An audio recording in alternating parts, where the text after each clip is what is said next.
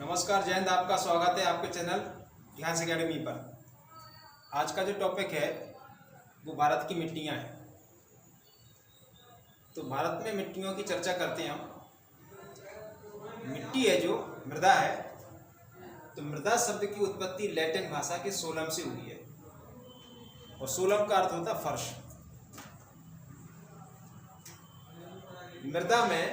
मृदा का अगर हम बात करते हैं कि मृदा में क्या क्या चीज़ें पाई जाती हैं, मृदा का गठन, मृदा की जो संरचना है, निर्माण है, उत्पत्ति है, कैसे होती है। तो जो मिनरल्स होते हैं, पौधे होते हैं, ठीक है, इसके बाद जीव जंतुओं के जो अवशेष होते हैं, तो उनसे निर्माण होता है किसका? सॉइल का। सॉइल का निर्माण पौधों से, मिनरल से, खनिजों से और जीव जंतुओं के जो अवशेष होते हैं उनसे मृदा का निर्माण होता है। मृदा की अगर परतें की बात करें, कितनी परतें होती है मृदा में? 4 प्रकार की परतें होती है। काष्ठ स्तर, खाद्य स्तर, गाद स्तर और घास स्तर। 4 प्रकार की परतें होती है मृदा में। तो इसके बाद मृदा के गठन की बात करें कि मृदा में क्या क्या चीज़ों की मात्रा पाई जाती है, तो मृदा में बजरी, रेत, गाद, चीका, पंख मतलब म्यूड, क्ले, ये सब चीज़ों का मिश्रित रूप क्या होता है? ये बढ़ते क्रम के आधार पर कि बजरी सबसे कम मात्रा में, उससे ज़्यादा पाया जाता है रेत, उससे ज़्यादा गाद, उससे ज़्यादा क्या चीका, क्ले, और उससे ज़्यादा होता है म्यूड, पंख। ये बढ़ते क्रम के आधार पर सॉइल में पाए जाते हैं। अब सॉइल में कुछ सॉइलें ऐसी हैं मतलब जिसमें कि ह्यूमस पाया जाता है। तो ह्यूमस क्या होता है? ह्यूमस क्या होता है कि मृत कार्बनिक पदार्थ जो कैसे अपघटित हो चुके हों, सड़े गले हों। तो मृत जो कार्बनिक पदार्थ होते हैं, सड़ने गलने के उपरांत जो एक उत्पाद बनता है, प्रोडक्ट बनता है, उसी को हम ह्यूमस कहते हैं। ह्यूमस कैसा होता है? काला एवं गाढ़ा चिपचिपा होता है, जो कि मृत का सॉइल में पाया जाता है। अगर सॉइल में ह्यूमस की मात्रा सर्वाधिक है, अच्छी है, तो वह सॉइल कृषि के लिए, खेती के लिए उपयुक्त होती है, लाभदायक होती है। अब हम बात करते हैं कि मृदा का स्वरूप कैसा होता है। कौन सी मृदा उदासीन होती है, कौन सी मृदा क्षारीय होती है। अगर पीएच मान, पावर ऑफ हाइड्रोजन मान 1 से 6 तक होता है मृदा में, तो वह मृदा कैसी होती है? अम्लीय मृदा होती है, एसिडिक होती है। अगर पीएच मान 7 होता है तो उदासीन मृदा होती है। अगर पीएच मान 8 से 14 होता है तो वह मृदा क्षारीय होता है। तो ये हो गई कि मृदा की स्वरूप, प्रकृति। इसके बाद एक आईसीआर है। आईसीआर मतलब होता है, आईसीआर का फुल फॉर्म होता है इंडियन काउंसिल इसे एग्रीकल्चर आर्ट्स रिसर्च, जिसका मुख्यालय दिल्ली में है। इसने ये बताया कि भारत में जो मृदा है 8 प्रकार की मृदा है, 8 भागों में, ठीक है, उत्पत्ति के आधार पर, संरचना के आधार पर, ठीक है, 8 भागों में, ठीक है, डिवाइड किया गया। 8 भागों में डिवाइड। तो कौन कौन सी मृदा होती है? जलोढ़ मृदा होती है, काली मृदा होती है, लाल एवं पीली मृदा होती है, मरुस्थलीय मृदा होती है, पीट एवं दलदली मृदा होती है, शुष्क मृदा होती है, लवणीय मृदा होती है, पर्वतीय मृदा होती है। 8 प्रकार की मृदाएं ये भारत में पाई जाती है। ये किसने बताया था? आईसीएआर ने, जिसका मुख्यालय नई दिल्ली में है। ये देखिए, ये जो वाला एरिया, ये पर्वतीय मिट्टी है, ये जलोढ़ मिट्टी है, ये मरुस्थलीय मिट्टी है, ये काली मिट्टी है, ये पीट एवं दलदली मिट्टी है, ये वाला एरिया, ये लैटेराइट का क्षेत्र है, ये लाल मिट्टी का क्षेत्र है, ठीक है, ये लवणीय मिट्टी का क्षेत्र है, ठीक है, ये पर्वतीय मिट्टी है, ये लाल मिट्टी है, ये लैटेराइट मिट्टी है। तो हम चर्चा करते हैं सबसे पहले कि जलोढ़ मिट्टी की, एलुविलियन सॉइल होती है। जलोढ़ मृदा का निर्माण गंगा यमुना व उसकी सहायक नदियों द्वारा निर्मित, ये जलोढ़ का क्षेत्र है। कुछ उच्च भूमिगत क्षेत्र से निम्न भूमियों पर लाई गई परत, जैसे कि जो परतों का निक्षेपण हुआ है वो जड़ोल के निक्षेप है, जो कि गंगा, यमुना व उनकी सहायक नदियों द्वारा निर्मित भारत के सबसे बड़े भूभाग पर 40% भूभाग पर पाई जाने वाली मृदा है। अगर हम इसके विस्तार की बात करें कि जड़ोल का विस्तार कहाँ से है, तो पंजाब से लेकर और आसाम तक पाई जाती है। पंजाब से लेकर आसाम तक, सिंधु से लेकर और ब्रह्मपुत्र का जो क्षेत्र है, ये यहाँ पे इसका विस्तार है। अगर हम जड़ोल की बात करें कि जड़ोल का रंग कैसा होता है, तो हल्का धूसर राख जैसा होता है जड़ोल का रंग। जड़ोल में क्या क्या क्या चीजें पाई जाती हैं? पोटास है, फास्फोरस है, इसके बाद चूना है, जैविक पदार्थ है, ये सब चीजें पाई जाती हैं। जबकि नाइट्रोजन, ह्यूमस है, इनकी कमी होती है। जड़ोल है पश्चिम से पूरब की दिशा में जाएंगे तो बालू की मात्रा कमी होती जाती है। तो रेत, गाद, मृत्तिका का अनुपात जड़ोल में जो शैवाल होती है इसका अनुपात ज्यादा होता है, ये भारी मात्रा में पाए जाते हैं। मृत्तिका, रेत, गाद, ठीक है ना, ये पाए जाते हैं। इसमें क्या जल धारण की क्षमता सबसे कम होती है कि जड़ोल में। जड़ोल की अगर हम टाइप की बात करें कि कितने प्रकार की, तो जड़ोल 2 प्रकार की होती है, खादर और एक बागर। खादर जो मिट्टी होती है, अच्छा जड़ोल मिट्टी को ही दोमट मिट्टी कहते हैं। तो जड़ोल के 2 प्रकार होते हैं, खादर होती है, एक बागर होती है। खादर जो मिट्टी होती है वो नई जड़ोल होती है, जो बाढ़ का क्षेत्र होता है, ठीक है ना, जो बाढ़ का क्षेत्र होता है।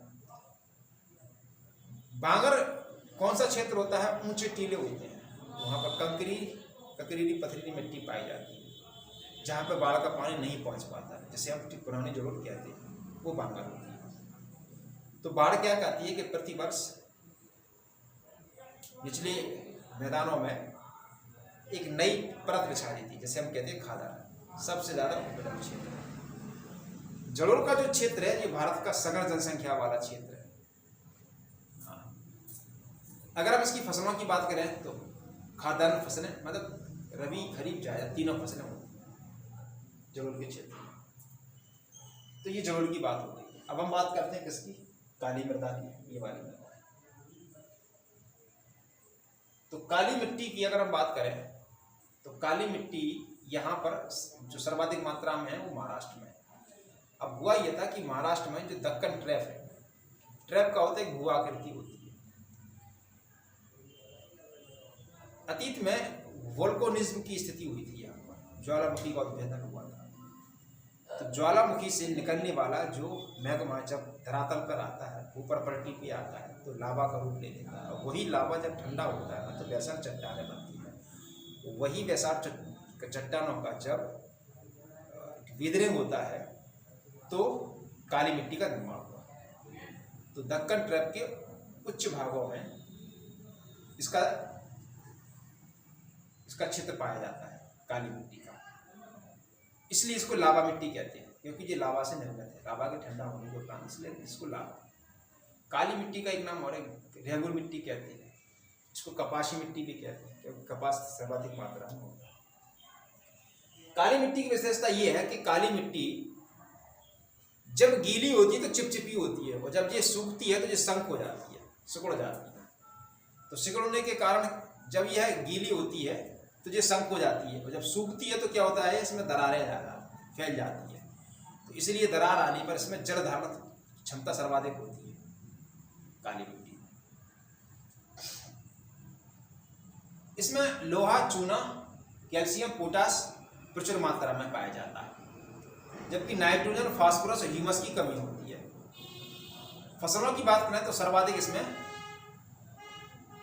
कपास होता है। खाद्यान्न फसलें होती परंतु अभाव है, कपास के लिए सर्वाधिक उपयुक्त है। बात करते हैं लाल एवं पीली मिट्टी का, तो ये वाला क्षेत्र दक्षिण भारत के क्षेत्रों में लाल एवं पीली मिट्टी पाई जाती है। छत्तीसगढ़, उड़ीसा, झारखंड, आंध्र प्रदेश, तमिलनाडु में लाल मिट्टी पाई जाती है। लौह ऑक्साइड की उपस्थिति के कारण इसका रंग लाल है। जब इसमें जल की मात्रा होती है तो यह पीली होती है, जल योजित होने पर यह पीली हो जाती है। इसमें यह छिद्रयुक्त होती है, पथरीली होती है। ककरील मतलब कंकड़ पत्थरों की छोटे छोटे प्रधानता होती है। उपरांत खाद्यान्न फसलों का अभाव होता है। इसमें लोहा और सिलिका की प्रधानता ज्यादा होती है। सिलिका बोले तो बालू। इसके अगर हम स्वरूप की बात करें तो अम्लीय प्रकृति की होती है। काली मिट्टी जो लाल मिट्टी है अम्लीय होती है। और अम्लीय कैसे कहते हैं? अम्लीय कि जिस सॉइल में पीएच मान 1 से 6 होता है वो अम्लीय होती है। इसमें नाइट्रोजन, फास्फोरस, ह्यूमस की कमी पाई जाती है। यह बजरी युक्त, पथरीली व छिद्रयुक्त मिट्टी होती है। फलों की खेती, मोटा अनाज, कपास प्रचुर मात्रा में होता है। खाद्यान्न फसल में होती है परंतु अभाव होता है, कम मात्रा में होती है। निचले मैदानों में होती जो नदियों का क्षेत्र होता है। बात करते हैं हम किसकी? लैटराइट मिट्टी की। तो लैटराइट मिट्टी का क्षेत्र को ये वाला क्षेत्र किसका? लैटराइट का। एक क्षेत्र ये है और दूसरा क्षेत्र मेघालय का पठार और कोरोमंडल, तो ये पश्चिमी घाट का पश्चिमी क्षेत्र। लैटेराइट्स जो है वो लेटर शब्द से हुआ है और लेटर मतलब होता है ईंट, अर्थात कि भवनों के निर्माण में सबसे ज्यादा इसी मिट्टी का प्रयोग होता है। यह मिट्टी उच्च तापमान और अधिक वर्षा वाले क्षेत्रों में होती है, क्योंकि उष्णकटिबंधीय के क्षेत्र है। मानसून आएगा सर्वप्रथम तो सबसे पहले पश्चिमी घाट से हमारे टकराता है। तो इधर अधिक तापमान और अधिक वर्षा वाले क्षेत्र में लैटेराइट मिट्टी होती है। जब अधिक वर्षा होती है तो इसके जो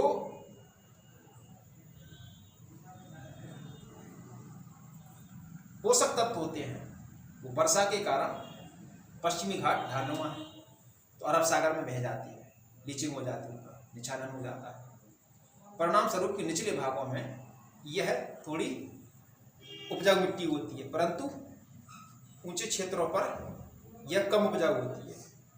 निचले क्षेत्रों पर यह अधिक मतलब उपजाऊ होती है।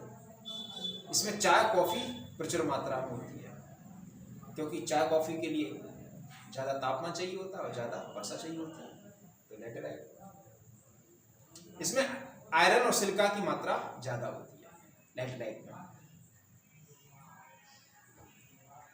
चूंकि इसमें उर्वरता इसलिए कम होती है, हमने बताया ना कि पश्चिमी घाट मानसून का आगमन होता है तो उचले क्षेत्रों पर क्या हो जाता है कि भारी वर्षा के कारण तीव्र लीचिंग होती है, निछालन होता है।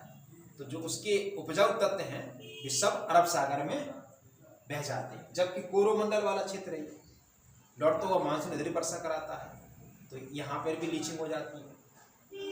उपजाऊ तत्व हैं वे सब बह जाते हैं, जबकि निचले भागों में यहाँ पर खाद्यान्न फसल होती है, परंतु उच्च क्षेत्रों में ये सब उपजाऊपन कम होता है। लोहा, एल्यूमिनियम की प्रचुर मात्रा होती है, जबकि नाइट्रोजन, चूना और जैविक पदार्थ कम मात्रा में पाए जाते हैं। तो ये लैटेराइट का। बाकी की कहानी अगले टॉपिक में पढ़ेंगे सॉइल का। आज के लिए इतना काफ़ी है। अगर वीडियो आपको अच्छा लगा हो तो प्लीज़ इसको लाइक करें, सब्सक्राइब करें और अधिक से अधिक लोगों तक इसको शेयर करें। धन्यवाद। जय हिंद।